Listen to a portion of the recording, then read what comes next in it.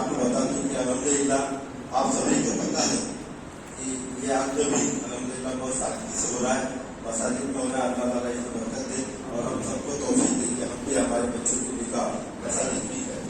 اب رہی دوسری بات، الگ الگ جیلوں میں الگ الگ ہو رہی، کیونکہ آپ دونوں بات کی ہماری جلوہ ضلع کی، اس سے آپ کو بتاتا چلوں کہ 27 اکتوبر بروز پیر کو جلگاؤں میں 2 گھنٹے کا دھرنا ہو رہا ہے پورا ضلعی لیول، اور اس کے بعد اپنے آپ کو گرفتاریاں دینا ہے، یعنی جیل بھرو آندولن کرنا ہے. اس لیے آپ ساکری سے ہو، جلگاؤں سے ہو، جہاں کہیں سے بھی ہو، آپ اپنے اپنے دوستوں کو، احباب کو، رشتے دار کو یہ بتاؤ کہ 27 اکتوبر کو 12 بجے دوپہر کو جلگاؤں میں آؤ، اور اپنا اللہ تعالیٰ یہ نیکی لکھے گا کہ میرے بندوں نے میرے گھر کے لیے، اللہ کے گھر کے لیے، اللہ کی خانقاہوں کے لیے، اللہ کے قبرستانوں کے لیے اپنا وقت دیا تھا کہ نہیں. اپنے آپ میں گرفتاریاں دی تھی کہ نہیں. گرفتاری سے آپ ڈرو مت، گھبراؤ مت. یہ کچھ آپ کے ریکارڈ میں لکھی کیا تھا، کوئی آپ کی سروس میں لکھی جاتا نہیں. یہ ایک سنویدھانک اور ہمارے کو دیا ہوا حق ہے قانون نے، کہ آپ لوکتانترک طریقے سے اپنا احتجاج، اپنا وروਧ آپ بتا سکتے ہیں کہ ہمارا بہت قاعدہ یہ 2025 امید جو بول کر تم نے لایا ہے اس کو کینسل کرو، ورنہ ہم ایسی طرح سے جیل بھرو آندولن کریں گے. اس لیے یہ میسج سینٹرل گورنمنٹ کو جاتا ہے، اسٹیٹ گورنمنٹ کو جاتا ہے، AIA سے لے کے SIT سے لے کے CIT سے لے کے سب لوگ اس کا بھیجتے ہیں. اس سے برائی کرو نہ آپ کے ویریفیکیشن میں، نہ آپ کے کوئی پاسپورٹ میں اس کی کوئی انٹری نہیں رہتی. اس لیے آپ کو یہ ہم عوام اپیل کر رہے ہیں کہ زیادہ سے زیادہ تعداد میں 27 تاریخ کو 12 بجے جیل گراؤنڈ پہ آنے کی کوشش کریں، تاکہ اللہ تعالیٰ یہ لکھ سکے کہ میرے بندے نے میرے گھر کے لیے کوشش کی.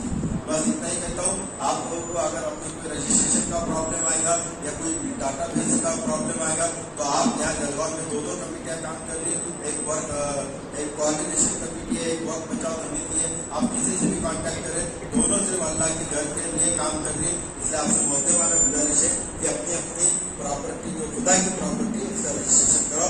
کوئی آپ کو دقت آتی ہے، کوئی پریشانی آتی ہے تو آپ جلگاؤں میں آؤ اور کانٹیکٹ کرو. جزاک اللہ. شکریہ. قال الله تبارك وتعالى في القرآن المجيد والفرقان الحميد أعوذ بالله من الشيطان الرجيم بسم الله الرحمن الرحيم ومكروا ومكر الله والله خير الماكرين صدق الله العظيم.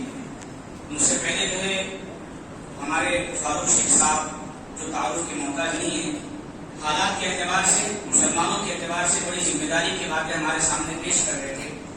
اب ان حالات کے اندر ہماری ذمہ داری کیا بنتی ہے قرآن حدیث کی روشنی میں. انہیں حیثیت مسلمان ہونے کے ایک مسلمان کی، چاہے وہ امیر ہو یا غریب، پڑھا لکھا ہو یا ان پڑھ ہو، محل میں رہنے والا ہو یا جھوپڑ پٹی میں رہنے والا ہو، اچھی نوکری کرنے والا ہو یا ٹھیلا یا مزدوری کرنے والا ہو، اگر ہم نے نبی کریم صلی اللہ علیہ وسلم کی ذات پر ایمان لائے، اللہ پر ایمان لائے، ایک نبی کو نبی مانا ہے، تو آج ہماری ذمہ داری کیا ہے؟ ہم اپنی ذمہ داری سے پیچھے نہیں ہٹ سکتے. ہر ایک فرد سے، ایک ایمان والے سے کل قیامت کے دن اس کے بارے میں پوچھا جائے گا.